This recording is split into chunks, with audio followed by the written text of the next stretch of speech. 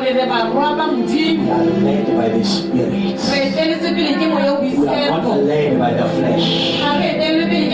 We are not under the demonic kingdoms. We are under the kingdom of light.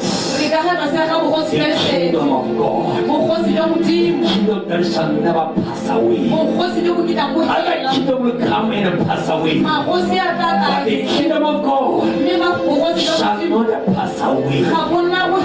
Why? It's a New Testament dispensation. Why?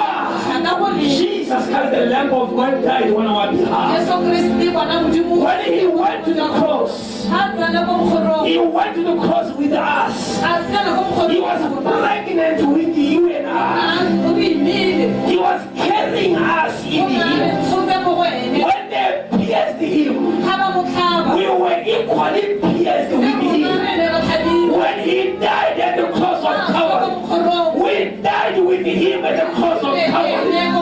When he was buried in the tomb, we were buried with him in the tomb. When he resurrected, we resurrected with Jesus Christ. When he ascended to heaven, we ascended with him in heaven. Now, spiritually speaking, we are seated with Christ in heavenly places.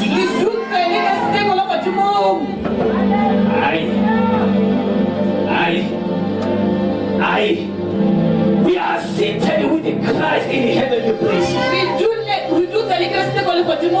If Moses couldn't perform miracles, he can turn water into blood. If he can take dust, and there was dust everywhere in Egypt, Moses could stretch forth his rod. Frogs will leave the sea and enter the palace of Pharaoh.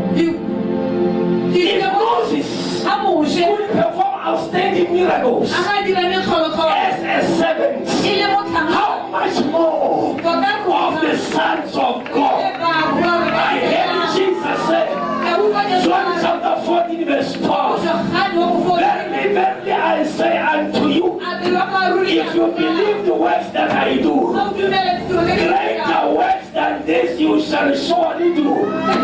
If Jesus cast a tree and a tree I was cast, he said, greater miracle you shall surely do. If you called Lazarus out of the grave, Jesus said, greater works you shall surely do. If you open the blind eyes, but Jesus said, greater miracles than this you shall surely do.